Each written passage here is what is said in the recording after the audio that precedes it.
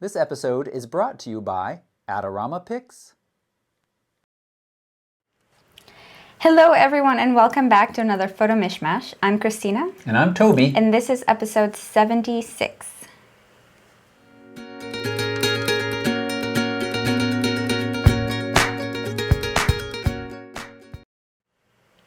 Hello everyone. Welcome back to another fun episode. This is that weekly photography show where we sit here and we chat about all things photography that happened in the past week, or in this case, because we were away, the past 2 weeks. That's right. Every show we bring you the week's photography news, we bring you Instagram challenge with prices sometimes, bring you informative discussions, and we answer your photography questions live. So if you are watching this live right now, post your questions in the chat throughout the show. We will be collecting them, and then at the very end of the show, we will answer them. And if you are a Patreon supporter, you get to watch the after show. Or if you're watching live. Or if you're watching live as well. This week we're going to be asking why 6 different photographers took a portrait of the same man. We're wondering if guests with cameras should not be allowed at weddings. Did I say that right? I don't think so. You get what I'm saying though. We've partnered up with Adorama Pics to help you calibrate your monitor the easy way. Sony's got a top secret, revolutionary new camera. We'll mull that over a little bit. And we'll talk about my failure and strong dislike of Best Buy. All right, so let's get started. Oh, I thought then you'd cut to something else. No. Oh, dang it. So first we are going to talk about, in case you missed it, so for the past 2 weeks, so last week we didn't have a show, so we were traveling, so there wasn't a ton of content, but this past week we released a few videos. Yes. Right? Yes, we did. Yeah. A couple different videos. That's why I was trying to show everybody Liam's better side. We've got a couple good flash videos out for you all that we're really excited to get back to some of this teaching that it's been a little while since we've done. Those are getting tons of thumbs up. We appreciate it. If you haven't watched them, take a moment to watch them. They'll be linked in the show notes. Along with all the other stuff we'll talk, there'll be a link right down below soon. If you're not watching this live, it definitely will be there. And give them a thumbs up if you haven't watched them, and share with some other people. Many of you have other photography friends that are getting into it or learning, and we think these videos we've just made are a great resource, and you should share them. Yep. Just as a reminder, we have a pretty awesome giveaway going on right now. Log on or go to photoreg.tv/giveaway to enter. You could win a photography safari to Moab, Utah, as well as a really awesome think tank camera bag and airfare in the United States, lodging, and instruction from some really talented photographers in the industry. Do you want to say anything else? No, I think it's going to be a fantastic opportunity. Most of you watching have probably already heard of this. But, watch that video, watch the giveaway video, because you get some glimpses of where they shot last time they went. We'll be back in those locations. It's also great because when I'm doing the voiceover of talking about animals in Montana coming, and I say, there'll be no barriers between you and the animals. I've got this clip where the bear, Adam, walks just right in front of the people in your cameras. And you want a wide angle. Bring a wide angle, not only for the landscapes, but for these animals. It's an amazing experience, the time we had in Montana. Awesome. Take a moment to craft a custom message out to your friends and family. Say, hey, I really want to win this. Go sign up and earn me some bonus entries, because you earn, I think, 3 bonus entries for every friend you sell out. That's what it is. That's one way of putting it. Yes. Yep, and the giveaway ends December 9th. So you have like 3-ish weeks, just over 3 weeks. 27 days I saw on the countdown today. 27 days. 27 days. So go on and go enter right? that. 27 days. Seems longer than it should. Seems to be. Whatever. That's what you said. Okay. We'll stick with what I said, even if it's wrong. All right. So now we have got gear on the table. We do have gear on the table, and really brief, a couple different pieces. One, second impressions of the Sony a7S II.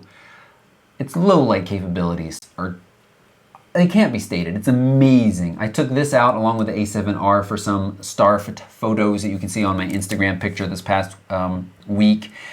And it's just so easy to get focus on the stars. Focus peaking, you just see them.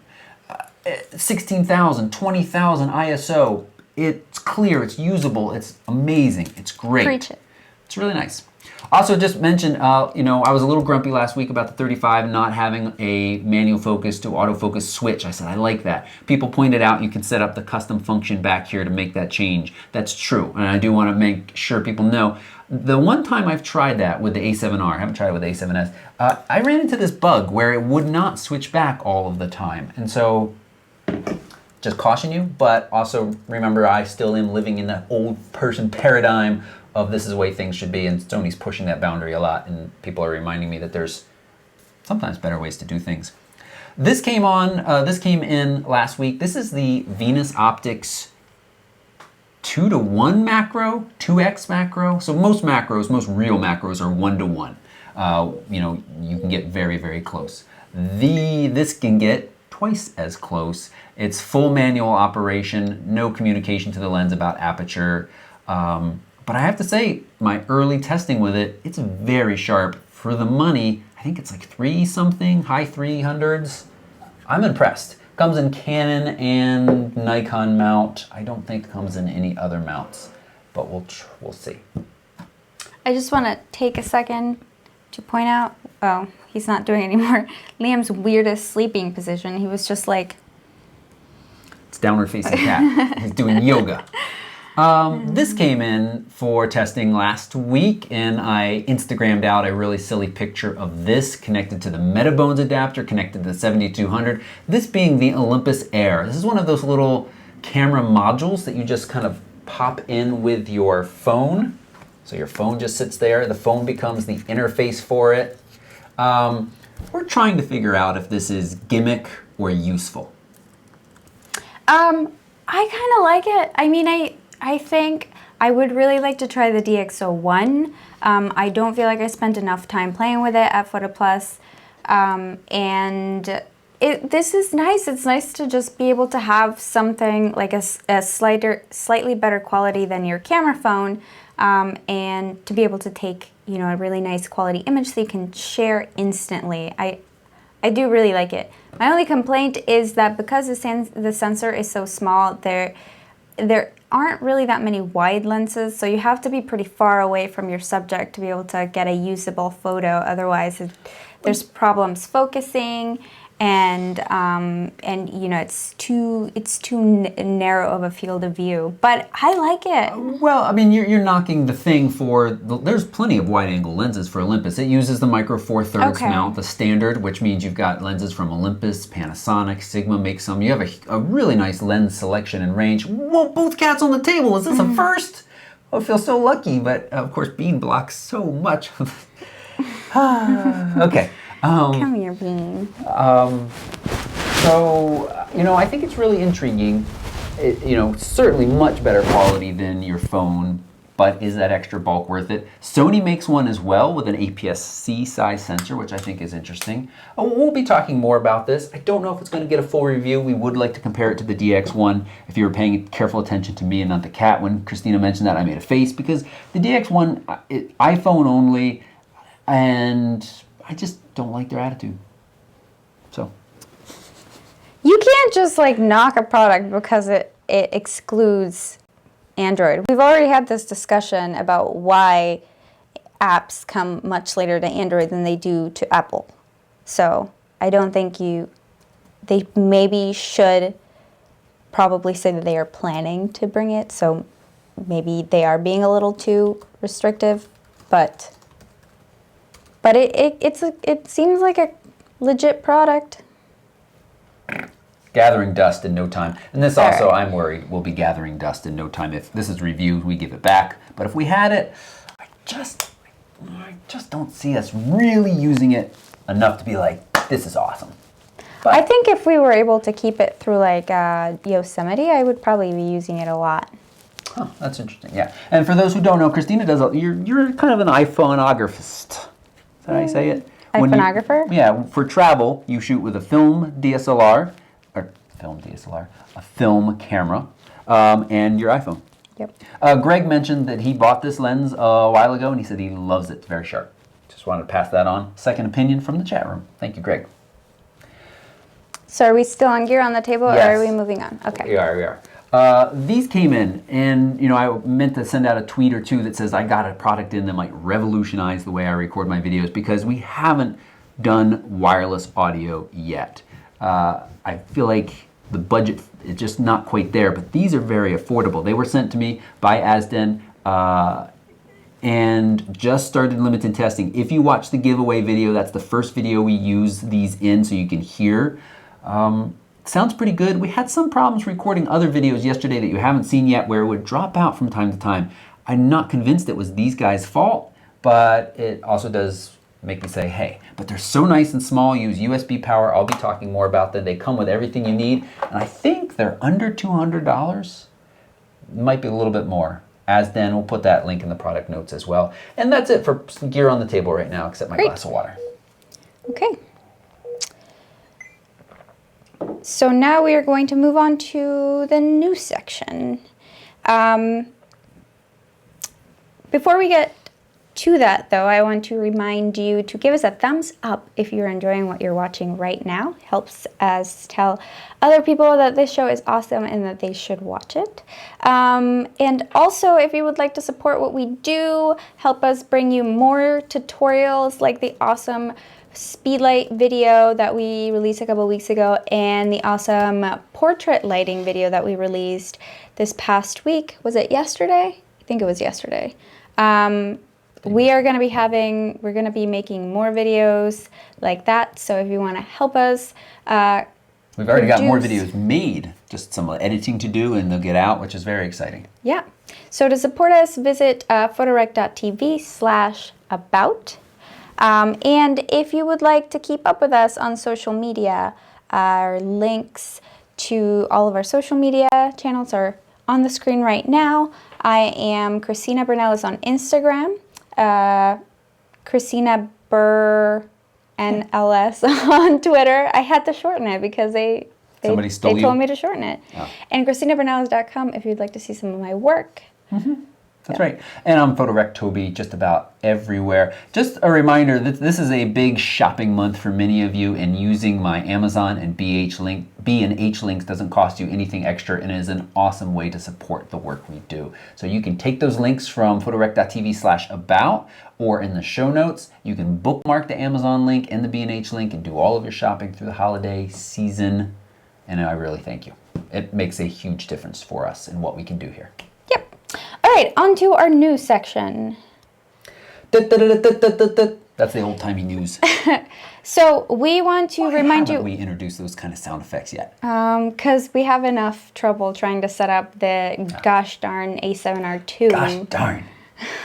to work properly. Anyway, so we talked about this last episode, but this isn't really photo related. It's just kind of awesome. Well, first I want to tell people about Marlboro and the scholarship. I think the Insight thing is over. Oh, the silent auction?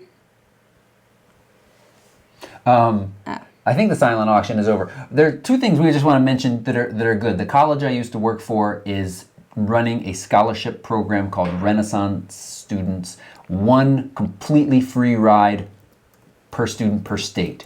It's an awesome opportunity. It's an amazing little college with an awesome photography faculty. John Willis, really nice guy, does really great work.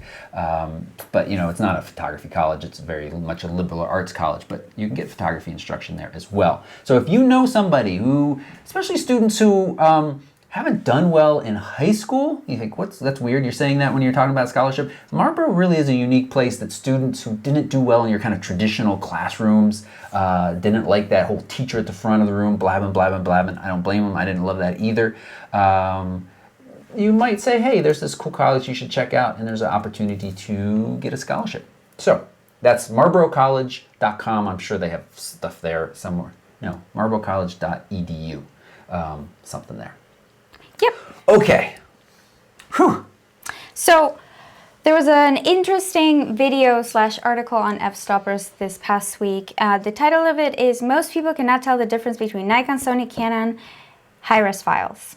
And I think it's worth talking about because it's kind of what we preach as photographers, to not get so hung up on the gear, because when you put things side by side, the difference is so minute that the time you're spending worrying about which camera is the best, which lens is the best, is time that could be better spent actually creating images, or going on a trip and creating images, or like just walking creating out your images. front door, yes, and creating images, or So- taking pictures of your sleeping cat. Yeah. Yes, yes, yes. The study was basically F-Stoppers did a review side by side of the 5D SR from Canon, the Sony A7R Mark II, and the Nikon D810. Basically, the class leaders in resolution in each of those respective manufacturers, categories, whatever. I think a lot of people were unhappy. They felt it was unfair, so they redid the test and they said, here are the pictures. You guys pick which one you think is best. And the results are pretty evenly split among them, with the one surprising fact being, well, it's not really surprising. Again, it goes in with what we know. Nikon D810 was the one picked as looking the best in these examples. Which is the smallest sensor size, or not the smallest sensor size, the smallest megapixel count of all the 36 cameras. megapixel. Oh no, 36 megapixels. So, yeah, what Christina said. It's, and my first thought when I looked at it was like, oh, these are small, but you can click on them and you can gigantic, all made with the same lens. So these guys did a good job, and I think it illustrates nicely that you should not sit behind the computer agonizing over your megapixels and your perceptual megapixels and what gear, and you should get it and get out the door. And F-Stoppers also says this basically, and says, what they think is that the future of high-resolution cameras is not going to be based so much on image quality as it will be based on new and innovative features. Right. So, and that's, that's one of the things that's really appealing to me about the Sony, is that it's got great megapixel and really great low ISO and that 4K. So those were the things that drew me to that camera. And the things that I hate about it are it's well, we haven't had a it's show. horrible battery life. And yeah, how are you going to say we haven't had a show when we haven't talked about the Sony? So I should probably just stop talking about it. No. We haven't had a show since you had a little love affair with some of the pictures you saw. Now, Christina's been pretty down on this. We're not going to rehash this argument over again, but we will say that at the last time we all chatted, all of us together, Christina had only edited maybe the first wedding that I used to shoot the Sony. The first couple of weddings, I would say. It was the first couple. For simplicity's sake, let's just say the first one. And in that one, I had left silent shutter on most of the time. That I know now, I knew shortly afterwards, but Christina hadn't edited those pictures yet, that does significantly impact the image quality. It's a lower bit rate file with less dynamic range.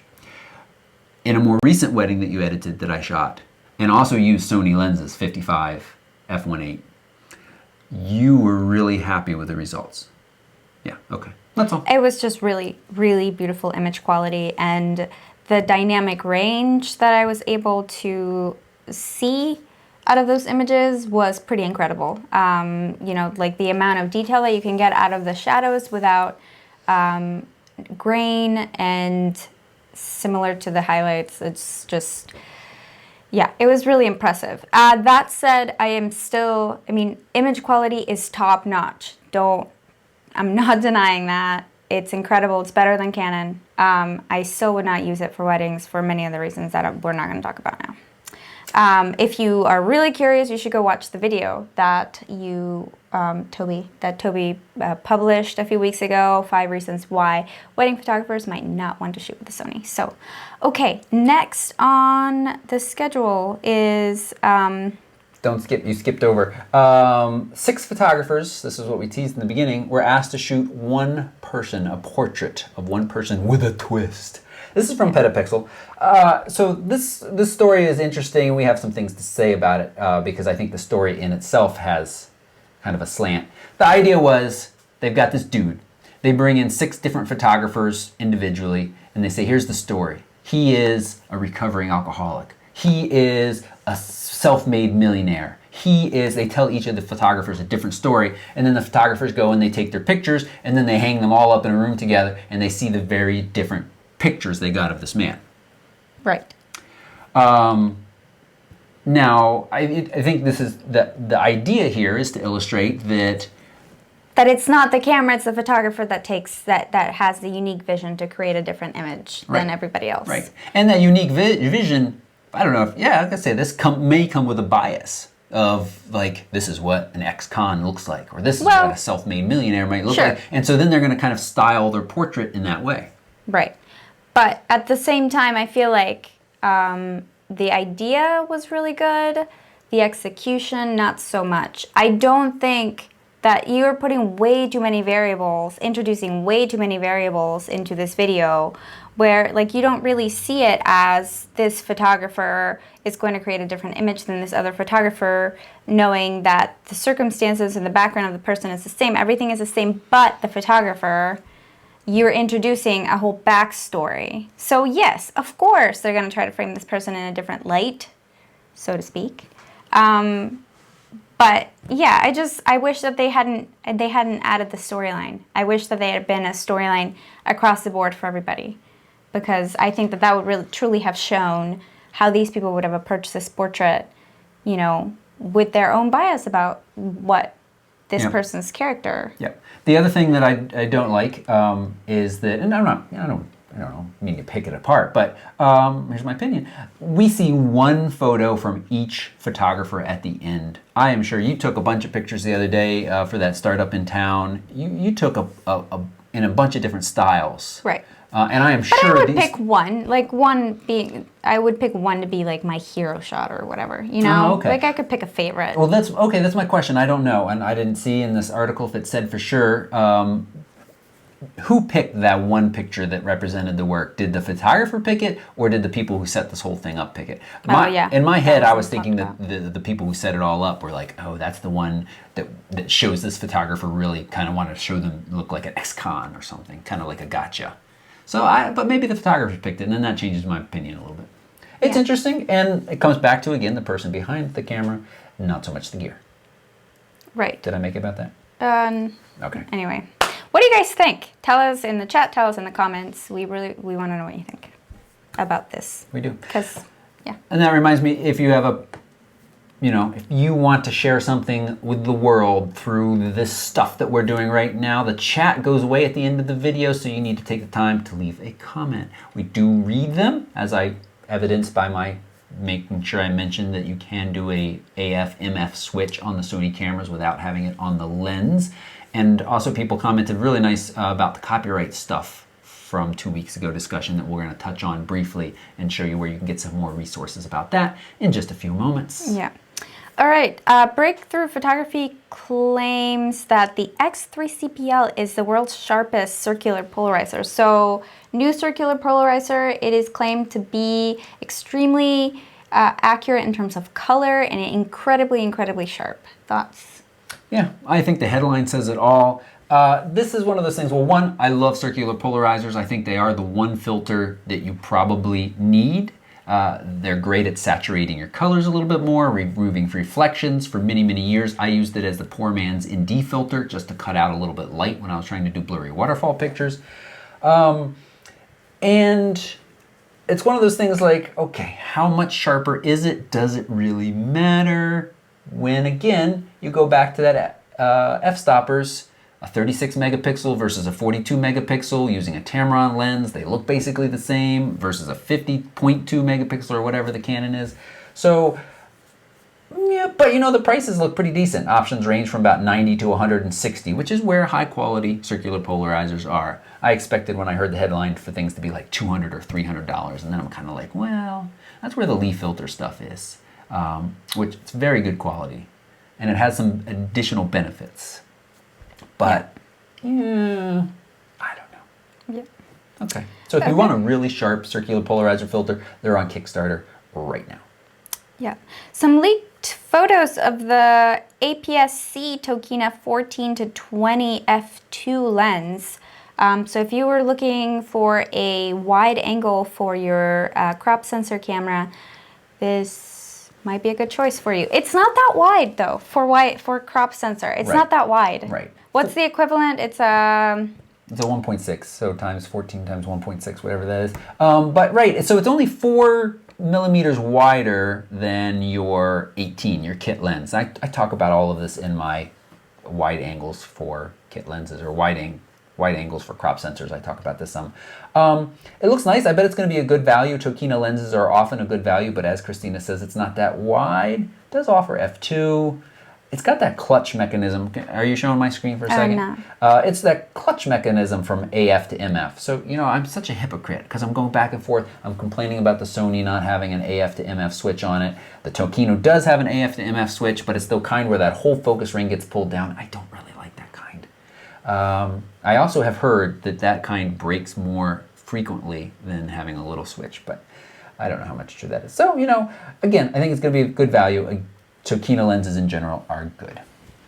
Yep. So, we're moving on. Moving into the section of quick bits. Little news stories, even though some of the stuff we already talked about was quick. I wanted to talk about product camera in... Oh, okay. So, there's a new app. Hey, first off, I like this. It's Android only right now. It'll come later this year to iOS. You're so it jealous. Must be a terrible app. Terrible, terrible app. Ugh, ugh. It's neat. Here, let me click on it so people can see what... Eye roll. You don't need to say eye roll if it's a visual video. Okay. If it's a visual video. Basically, it cuts objects that you're trying to sell out of their background. So, are we on my screen? Sorry. No. Dropping my phone. I've installed it on the Nexus here. And here's an example of some shoes on a table and a picture. And then a shirt. You can see in the background that shirt's hanging on a green thing. And a toy that's sitting with some other stuff poking in that it didn't get. So let's try it out with Liam right now. We did a quick try before. Let me try. I'm going to be partly off the screen. Liam, Can people see this? We're about to sell you. Go back to Cam. Yeah, so I'm going to take a He's picture. really expensive. How much would Liam cost? Last week we asked how many megapixels he would be. Somebody said 28 meow pixels. Oh my gosh. Oh, that was terrible. Look what it just did. Wait, that's the bat. Look what it just did. Can you see that? Yeah, you can see that. Kind of. It's just white. You should show the other one. Here's you the did one we before. did earlier as practice. Not terrible. You can see that it also got part of this little lens cloth sitting here and something else is sticking in. Let's do something a little bit more fun like the camera sitting here. Let's see if I wanted to sell the Sony a7S II that's not mine. You're off the screen, but Well. people get the idea, I guess. Hey, that wasn't bad. So that was the Sony sitting over there on the... I'm sure you can change the settings so that the... Oh, and you can edit it after the fact, too. The drop So basically, it does the shadow isn't Photoshop terrible. cutout for you. I don't know. Might be kind of fun. Try Christina now. Let's not try me. I'm also really expensive. That's the best portrait I've ever taken of you. Oh, God. Oh, wait. It gave up. So, I don't know. I think I'm going to find some entertainment in this free app, for sure. Whether it'll actually be useful, that's a different story. Okay. All right, I don't know why we talked about it. I think mostly because I wanted to take a picture of Liam on the table. Liam, thank you so much for being here and cooperating. Okay. Drone maker DJI and Hasselblad are partnering up. We don't really know the details of it, but we might expect to see some products. Well, I mean, we know the details are in the article you didn't read. I did read it. Oh. Yeah. The detail is it is a strategic minority stake that's also in the title. It's basically some stock sharing there, which means they should be able to work very closely together in sharing some of their technology. That's what I was going to say. Okay. Before you rudely cut me off. Well, they shouldn't have said we didn't know the details then. Well, we don't know any specific details. Yeah. All right. So we should have little medium formats flying around in the drone soon. Okay. Hasselblads. So Sony is rumored to have a revolutionary model coming out soon. Really, Sony? You gonna get my hopes up again just to crush me again? Yeah, so it's We shouldn't talk about this too much. We know very, very little. This is where you meant to say we don't know the details yet. We know very little details except for the Sony rumors guy said this is a good source that has been very reliable in the past. They cannot say much. It is top secret, but it's not supposed to be a new model or a next model of anything currently. It is supposed to be something significantly different. We'll see. We'll see. And then Envisage has promised to bring some quantum film smartphone sensor to market. Here's what I want you to take away from this article. There's a new sensor that we might find in smartphones in another couple of years that will improve the dynamic range and the quality of our pictures. This is one of those things that's been talked about a long time ago, but not out yet. And this is kind of cool. This is a thing called slopes. You stick your GoPro in, and then it allows you to have all these different angles you set it at. So you can see. The one thing that I feel like is missing from here is why couldn't they put a little teeny tripod hole on here so that you could also have a tripod mount for your GoPro. That would push this over the edge, and I would be like, that's useful. But right now, as it is, it's all kind of ground-based, or I guess he's got it stuck on the shelf here on the left. So I don't know. Interesting. I like it, but I want a little tripod hole. All right, we have a few more news articles that we would love for you to check out. They are listed in the show notes. We are now going to move on to photos from space. Photos from space. I didn't get to show my straw picture. Before we get to photos from space, though, I mentioned we talked 2 weeks ago about a couple different scary, horrible copyright issues. And we talked about somebody recommended submitting their files to the U.S. Copyright Office. The best thing I can point you to is This Week in Photos, episode 16, TWIP Talks. They talk with a photographer who's an expert in copyright. That'll be linked in the show notes. Lots of good information in there about how to do all of this and what you should do with your pictures. And then there's actually a plugin, an image rights plugin that will allow you to submit your photos to the Copyright Office via the plugin as you're exporting them. That's the good news. The bad news, it is incredibly expensive to register your works with the Copyright Office. Wow. There is a fee of a couple $100 per work. Unless I misread something, that looks crummy. And there is the free site, pixie.com. I'm not logged in on this machine, am I? You give it your different information. Yeah, I can't show you. It's pixsy.com. They will go out and find people that might be using your picture and then say, hey, we'll send them a copyright notice. You'll get some money. We take half of that, or we take a cut of that. It doesn't cost you anything. So far, it hasn't found anything for mine except false matches, and it's kind of just annoying. So now let's get into photos from space. Torrid meteor shower. I was out the other night capturing some stars, and I saw a bunch of meteors. It was pretty nice. I saw 5 or 6 in the 2 hours that I was out there. I was pretty happy with that. One was a good one. I've got an article on capturing the Perseids, which is the same idea. You just have to figure out for the Taurids where they're coming from. I think the constellation Taurus. And point your camera in that way. Okay? Are we done? Yeah, we're done. I'm sorry, I got all this good information I want to share with you all. Okay. But we got double Instagram whammy time. Yeah, but now we only have 3 minutes to do it, and it's all your fault. So. Who's in charge of the timer? Me. Okay. I'm in charge of the timer. Can you give us a little more time? Nope. Oh my God. You've already taken too much time. All right, guys, so we're going to announce our Instagram winners for this week and for last week. So if you remember, last week we had, the challenge was spooky. And you guys submitted some pretty spooky pictures. Like, I had trouble looking at some of them because they were spooky. They were pretty spooky. Well, yeah, that's the thing. And then there's macro. Mm-hmm. So let's just get right into it. Okay. Well, you have to stall for a minute more because while you're doing that, I was reading the chat room and I wasn't opening the pictures. So yeah. Let's go with...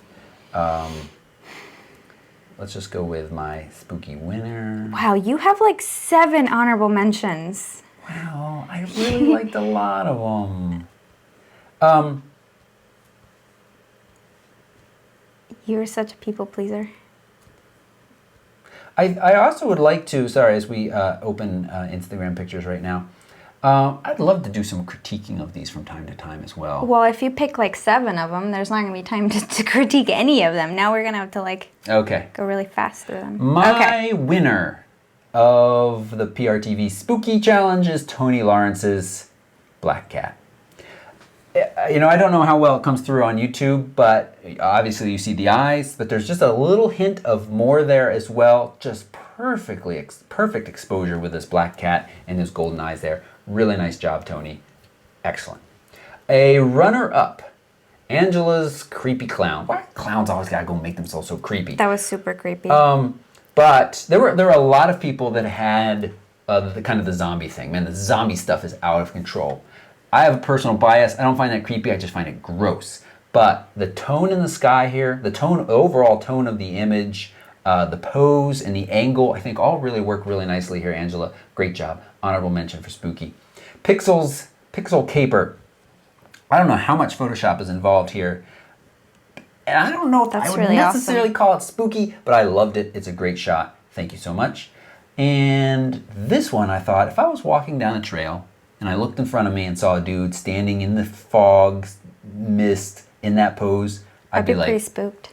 Yeah, I'd be spooked. So I picked it. Corey's got a brain scan, which I think is spooky on many levels. Not only does it look kind of creepy, which also can be spooky, but this is your brain and almost stuff going on in their brain. So kind of crazy. And then I just wanted to shout out, this is a video. We hardly ever get videos because we mostly are photography, but it's slow motion and there's audio too in slow motion, so it's kind of spooky. So there we go.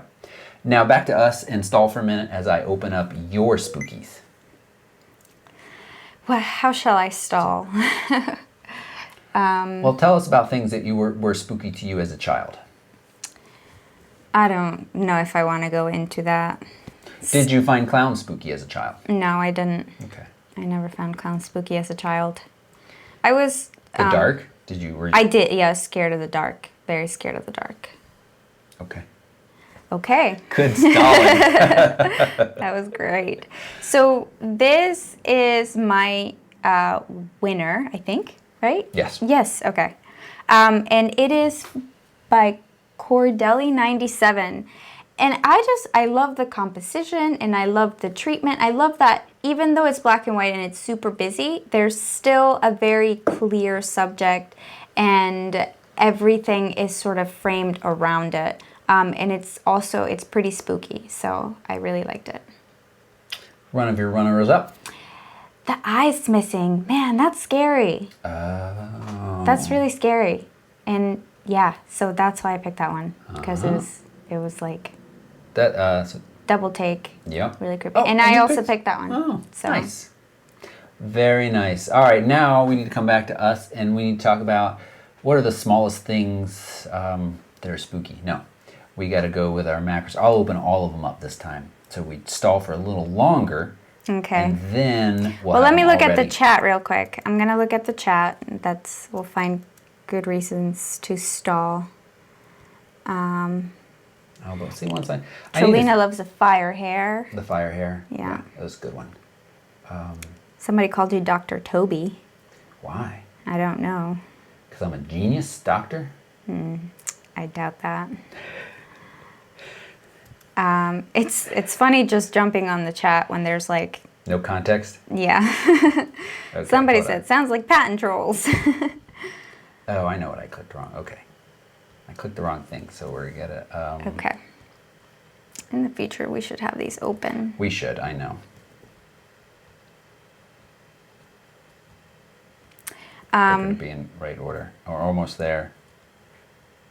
Thanks for waiting, guys. Yep. Okay. And again, my winner is Roger's screw. There are a lot of fantastic macro shots, but he did this with stacking, so you got a great depth of field. There's something about the detail and the crispness on the solid black here that I really like, and it stood out for me. Very nice job, Roger. Thank you. Runner-up, we've got Levacue's insect. A lot of you had great insects. This one just hit the right points for me. Even though we have a little bit of depth of field problems, not all of the insect is in focus, but the colors, the pose, the pollen, really nice job. Thank you. And then Limes Are Sweet is another honorable mention here. Ooh, that's very macro-y. I know, I love the kind of juxtaposition of the threadiness with the hard metal. Really nice job. And one more honorable mention for me, Tony. Another fantastic shot. I have wanted to do a shot like this for a long time. It is that reflection of a flower in the dewdrop. Beautiful, nice tones, nice colors. This is a really rich photo. And then I believe this is your winner, Christina? Yes. I love mushrooms. Well, So if you want to win in the future, I really love the soft this picture has a very chiaroscuro effect to me. The transition from light to dark is very, very gradual, and the tones are all it feels very monochromatic to me, and it's just very beautiful. So I really like this one. I think I may try, if I give any critique, I might try to Photoshop that little mushroom on the top left corner because my eye keeps going to it, but otherwise, or just crop that out. But otherwise, it's just a really great picture. So that was my winner for this week. nice. And runner-up? I love the colors in that Honorable one mention. too. Yeah, and I don't know, it's just, I guess this is some kind of lichen or something. Yep. And it's just really cool looking. You never really get to see that stuff up close. So you're 2 for 2 with the fungi. Yep.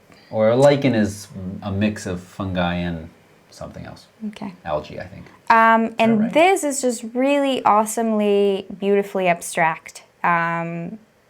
Like I also love the tones in this one, these greens and blues, and it's all very, I don't know, melancholic, I want to say, but and I love all the, like the bokeh, the circles in the bokeh. Gosh, those are beautiful. Yeah, and it's just like nicely punctuated by that really nice blade of grass with a little teardrop. Nicely done. Nicely done. Okay. Oh, look. New one. Come back to us. So everybody doesn't need to know that a new updated Java is available. So thank you guys for submitting. We really enjoyed looking through these pictures. They are just getting better and better and better and better. So this week's challenge is going to be classic portraits. So if you haven't already watched the Foundations portrait lighting video that we released yesterday, the link is going to be down below. Go watch it. And we want you to take a portrait using one of the different lighting techniques that we taught you in that video. So it can be loop lighting or Rembrandt lighting or butterfly lighting or side lighting. And I should also mention that you don't need an umbrella to do this. You don't need a modifier or a speed light or anything. You can do this in natural light with window light, out in wherever there is directional light. You can move your subject, and actually that is the subject of our next video. Is we're going to show you how to do that. Use window light to create portraits. I've said too much. So You said too much? yes, I've revealed too much about the next video. So anyway, take a portrait I didn't using know it was a secret. the different types of portrait lighting and hashtag it PRTV_classic portrait. No S at the end, just classic portrait. He liked that spot. I know, but he's It's- here for our entertainment. So Yeah, but why the can't- computer's warm. This is like a... like it's cold in here. He was using the lens cloth as a little pillow. Aw. It's kind of cute. Okay. He's so cute. Now we have 3 minutes for our discussion. So... Okay, so moving on to our discussion. A lot of people passed us this link.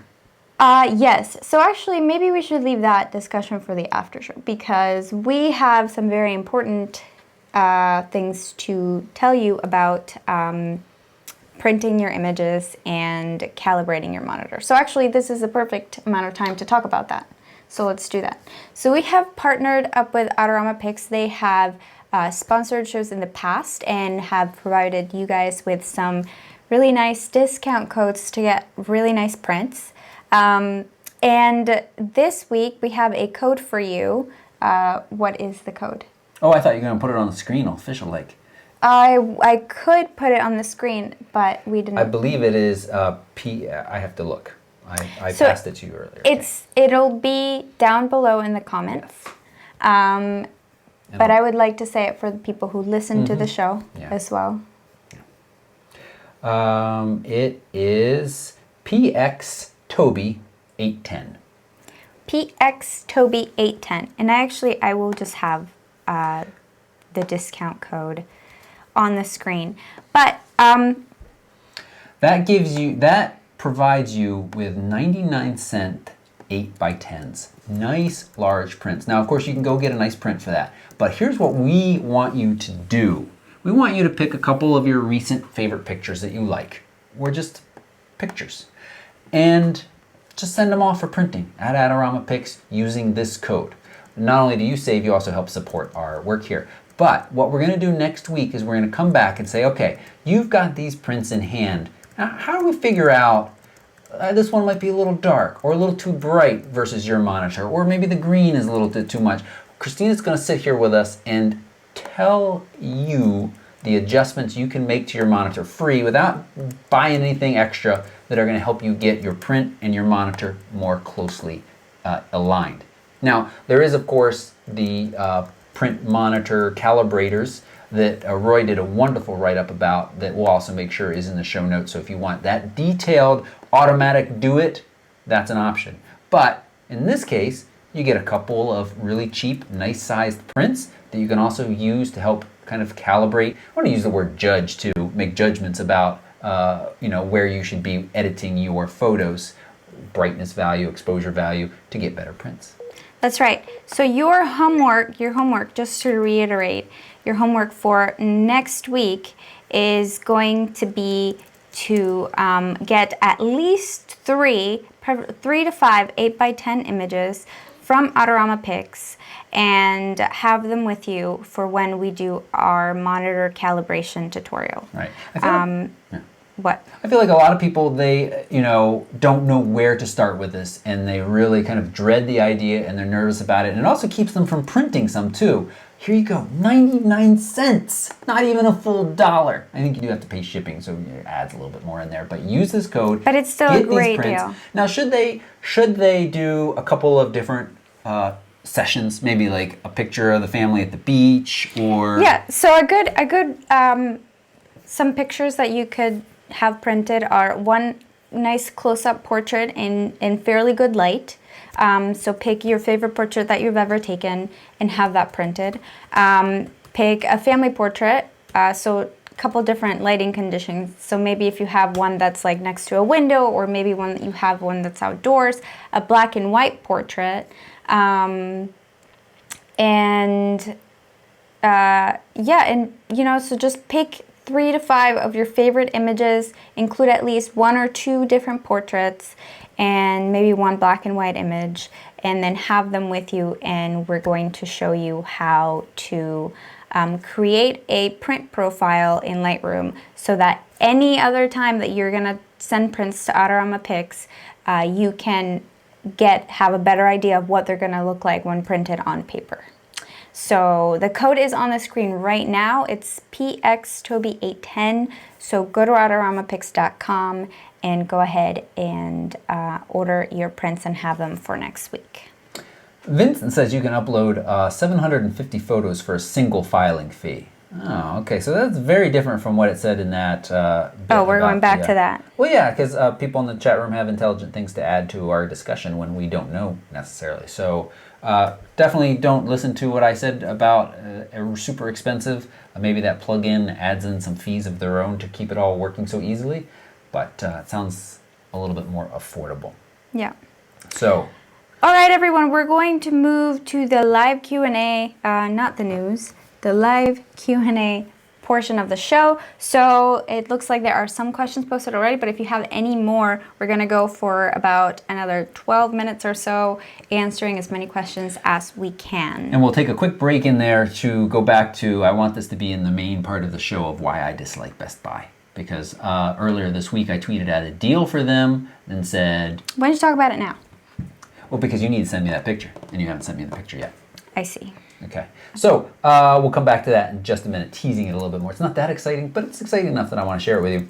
Jeffrey wants to know if I'm going to do a review of the Sigma Quattro. I had mentioned a friend of mine bought one. He's actually a friend of a friend. It doesn't live nearby. I don't think so. The demand and interest in that camera is so incredibly low that you're the first person that's ever asked me my opinion about it. I took a look at it when we were at Photo Expo Plus.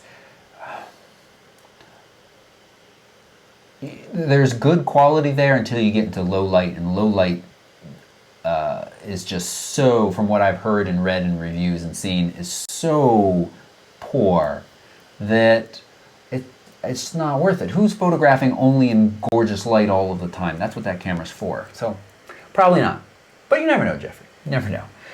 What medium gives the best results for printing? Paper, canvas, metal, glass? Wow. Well, there's not a single answer to that. I think in general, a really high quality paper is going to give you the best look. So I think, maybe this is a topic for another more lengthy discussion, but it varies on a couple of different levels. First, it's preference. So do you like your images to appear kind of glossy? Do you like them to be more matte? What sort of feel do you like when you touch the images? This sort of thing matters. Another thing that you need to take into consideration is archiving. Is this image going to turn yellow in 2 years? Is it going to turn yellow in 5 years? Is this archival paper? So those are more important questions than what paper is or what type of material is better. I think if you're going for kind of flashy stuff, something like a metal, or printing on something that's has glass over it, then that would be a good choice. I personally think that while metal prints might look kind of cool, I don't know that that's a style that's gonna, be very timeless. They're also really glossy. They're very glossy. So some pictures look great that way. Yeah, but it's not for everything. But the glare sometimes can be too much. Yeah, so you think about where you're going to display this picture. Are you going to display it with big windows behind you? How far away are people going to be standing when they look at this picture? These are all factors. Right. So if you're printing on canvas, one of the arguments about printing on canvas is not just the quality of it, or the size that you can print it as. But it's also, it is somewhat timeless, so you don't have a frame for it. So if you move your styles change as far as like your home decor, it stays pretty much, it is fairly timeless. So those are hopefully that's helpful. Those are some things that you might want to consider. For the prints that I sell to my own clients, when they buy small prints like 5x7s, 4x6s, 8x10s, I have them choose luster paper because luster paper has sort of the same properties that matte and glossy. It's kind of like a mix between matte and glossy. The best of both worlds? Yeah, so it's got like the contrast and the saturation of glossy paper. Matte paper tends to be a little bit more flat, but it's not so glossy so that the texture is a teeny bit like pebbled or sparkly. Or lustrous, and so it's less prone to smudges. So luster is my personal preference for just like your everyday thing. If somebody was printing a larger portrait, then there are different options, different directions that might lead them in. Cool. Okay.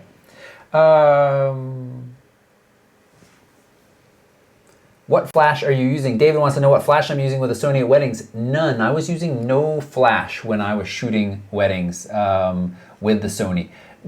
I'm in a nice position to be able to have two cameras on me. One would be the Canon, the other would be the Sony. The Sony I was shooting, there's more kind of natural looking, low light shots, the reception, and then we don't use a flash tons at wedding unless we have to. It usually gets used at receptions because you have to. But for everything else, we have a lot of outdoor weddings that we shoot, and so we don't need flash stuff. So the Sony was fine in that case.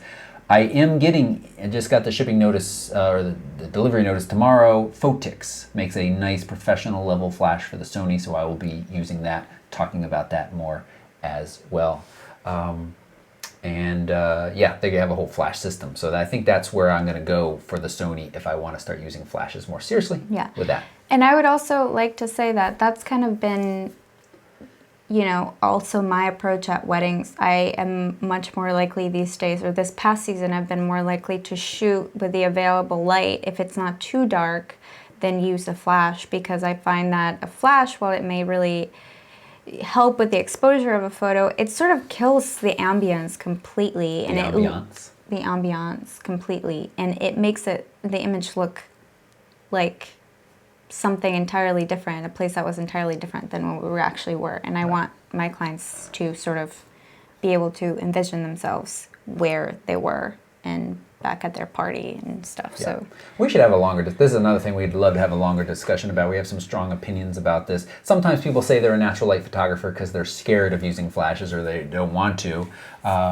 Clearly, you know what you're doing with a flash. But it does change the look even when used correctly, and yeah, you don't care. It's really difficult to emulate true natural light. It's extremely difficult, and when you're just walking around and there's a lot of stuff going on, and you have very little control of the precision of your light, when you're shooting with a strobe or with a speed light, it's really challenging to get a very natural looking image. So I've experimented with some techniques that maybe we should talk about as well. Just mostly having my flash off camera, but it gets a little bit tricky when people start to get in the way of the flash. And so, but anyway, let's move on to the next question. EJ Bernal wants to know what's better for portraiture, flash or strobes? Sorry, flash/strobes, basically the same thing, or continuous lighting. There's really nothing better if you're just learning, and you can get a strobe that has a modeling light, so you can see where the light is going to be, or where the shadows and the light is going to be on your subject's face, then that's going to cut down on the time that it takes you to set up. Can I break it down? So a strobe is a light that sends out a big bright burst like a flash. A modeling light on that is a constant light that is shining, usually LED or incandescent, that, as Christina said, constant. It's a constant light source. There's also constant light source kits, which I think are primarily used for videography, but you can certainly, like Westcott has the TD6, TD5, I don't remember the name of this. The ones worth buying are really expensive for the continuous light still, because it has to be very bright, it has to be very good, clean light. The color, it's important that the color is accurate. So I think that the most versatile, the most practical, the most budget-friendly option if you're trying to get into portraiture is to get yourself an umbrella and to get yourself a speed light that you can get off camera. So whether that be the Yongnuo if you're on a budget, or Canon or Nikon equivalent, that is your choice. And we'll be talking about this more. Yeah, but that is going to be your best bet, your most budget-friendly option. And I'll just share a quick story. Once I walked around a wedding shortly after I got a small LED light, and I was like, "Ooh, this will be cooler than using a flash." And I thought it would be less intrusive. I don't know why I thought that. But you have this giant bright light on top of your camera shining constantly in people's faces, and everybody was like this. And a flash, you do not get that reaction because they don't get any brightness until the second the picture takes, and sometimes you get blinks. In that case, a flash is much better, I've found. If you're doing video, that's a different story, but you didn't ask about that. So going back to EJ's question, so that's what that would be your most versatile choice. But if you can afford it to get like an Alien Bee or something that has a continuous light source while you're learning, where you're still getting used to it, it is going to allow you to see as you move the light where the light's going to fall on your subject. So one's not better than the other. Once you do it enough, you'll pretty much know be able to get really close to achieve the pattern of lighting that you want. So, yeah. Yeah. Okay. Some good portrait lenses that we recommend. The 85 any aperture, 85 millimeter lens. Do you recommend that for crop sensor people too? 85? Yes and no. I don't know. It's complicated. I mean, it's honestly, if you have an 85 millimeter lens on a crop sensor and you're taking a portrait outside, you can back up enough. The important thing about having the 85 is that it's going to compress the background enough and your image enough that you're not going to get any distortion on the person's face. You're going to be able to get a really nice, simple portrait. And if you get an 85, it's most likely going to have a pretty wide aperture in case you need to stop down a little bit, get a little bit of a shallower depth of field. So I would say yes across the board, the 85. If you can't do the 85, I would do the 50, 51.8. 51.8 I think is a little bit too wide. Like, you have to be really careful on full frame cameras because it can cause a little bit of distortion, just a little bit, and it's harder to compress your background and get a shallow depth of field behind your subject. So again, But on crop with that narrower field of view, I think it's lovely, and it's a great. On crop, yeah, If absolutely. you got a little bit more money, by a little bit I mean a medium little bit, the Sigma 50 f1.4, because the colors and contrast are a significantly noticeable notch up from the 51.8 STM. But that 51.8 STM, that's a fine lens. The pictures you saw in the example of the most recent where I'm the model were taken with a 51.8 STM. It's fine. Yeah. So, and you can go longer. You can go up to the 135. You can do the 70 to 200. But, you know, if you just want to know like one or two, 50 and 85. Yeah, for sure. Patrick wants to know if we're going on the McKay Scotland trip next year. We're still working on the details of that. But I think so. Oh, you think so? I think so. I think we're still working on the details. I think we're still working Okay. on the details. Deepak wants to know umbrella or softbox. You just mentioned a second ago. I think softbox, but it depends. I thought you just said umbrella. You said if you, there's one thing Oh, to no, get. that's a different question altogether. So I'm saying that if you want a versatile kit to get you started, I would get the